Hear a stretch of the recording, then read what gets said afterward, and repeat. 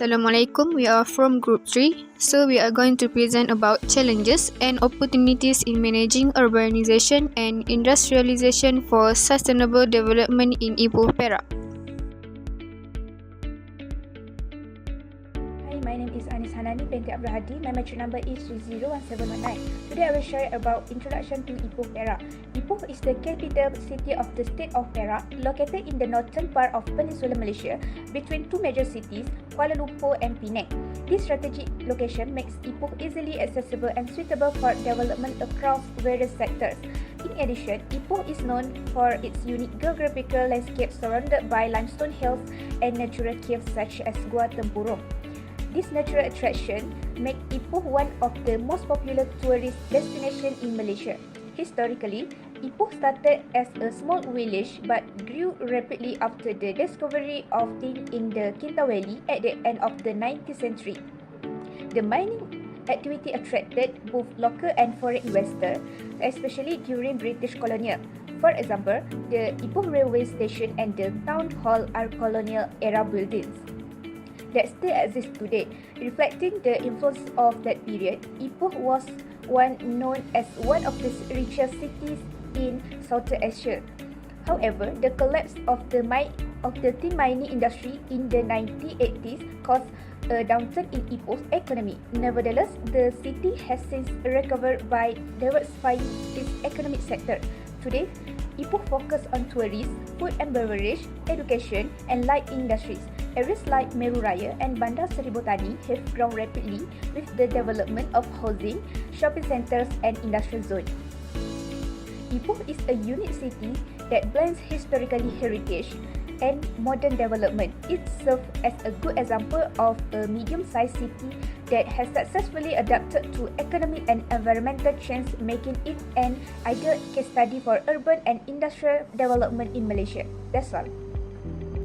My name is Siti Amalizzati binti Ahmad. My matric number is 301745. I want to present about the problem signification. First is the environmental decolonisation and resource management.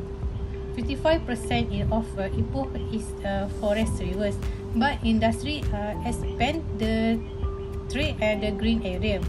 Waste treatment and management system are still in the grade. Number two, from the problem signification is the infrastructure and technology residence gap. From the lack of the modern infrastructure like high speed and border bank infecting transport. Number two is all urban layout limit pedestrian and the bicycle packs development. Next, number three, from the problem signification is the economy dispensing and investment gap. Perak FDI trained behind near boarding states, namely Penang, during the bureaucracy and limited investing.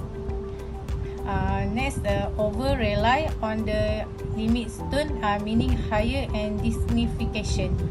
Last, from the problem signification is the policy, force communication and community engagement. Public participant in the local agenda 21 is a limit.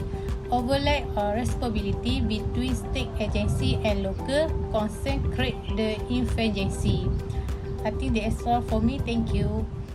Assalamualaikum, my name is SYAFIQAH binti SHARIF, number 28619. So I will continue the presentation with the root causes analysis. So first is about the environmental problem that come from the past and present industrial operation. So the city history as a tin mining has left a lot of old mine sites which have turned into lakes.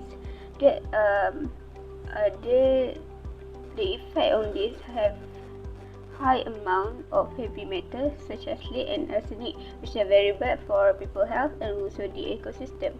So other than that, there is also problem with water pollution. So the river that run off from farm and factory have made the water quality worse, which can be worse for the human health and also biodiversity. So next is about the problem that happen due to infrastructure and technology readiness gap, which we analyze that is because of the fragmented implementation of smart city initiative, which lead to unequal treatment across the sector. So even though the Smart City Action Plan was introduced, not all are fully carried out. So these differences may happen because of the insufficient funds and lack of cooperation among numerous parties.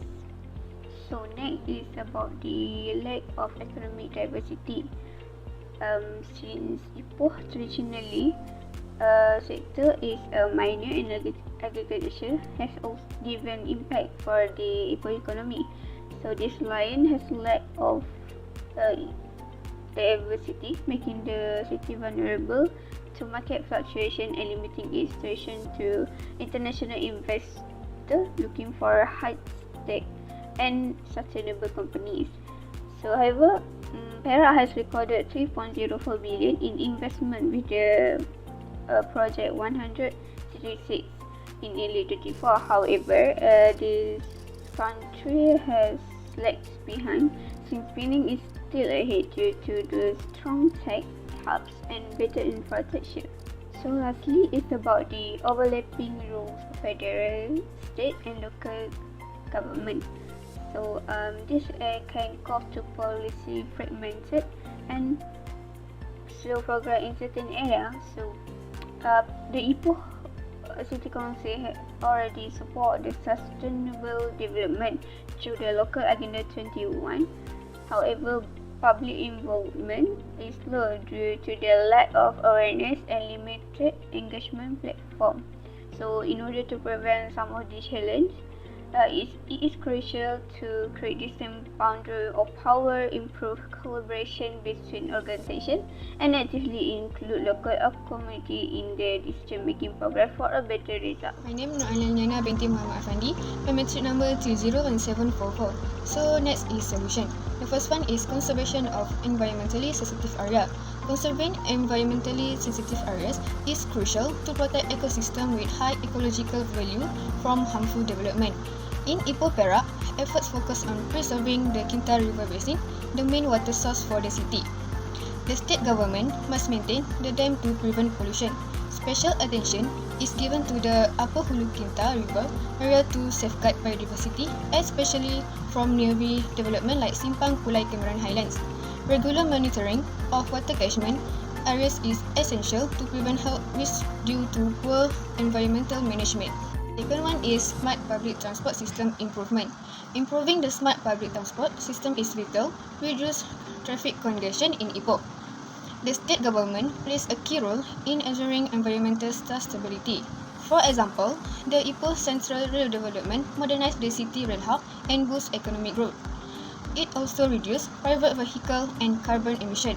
This made development for residential, commercial and infrastructure to make public transport more efficient and eco-friendly. The third is new skills training. The state government provides technical and vocational education and training, TVET, to help locals gain practical and technical skills. This reduces the need for foreign workers in Ipoh. Environmental education should also start early, such as Nature School Ipoh, expose children to nature conservation, encouraging them to appreciate and protect the environment from a young age. The last one is database community education. Database community education raises awareness by providing accurate information on local issues like water use and pollution. It helps residents learn how to protect the environment and shares ideas to solve the problems. This approach supports Ipoh's goal of becoming a sustainable city through informed and environmentally conscious citizens. In conclusion, Ipoh is a city that rich in its natural resources and history, which has gone through major changes, from its mining history to the current effort in diversifying its economy and improve the urban planning. So, it's important to bring such a good plan and effective implementation.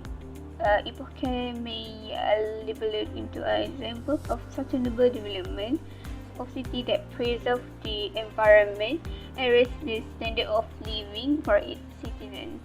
Thank you.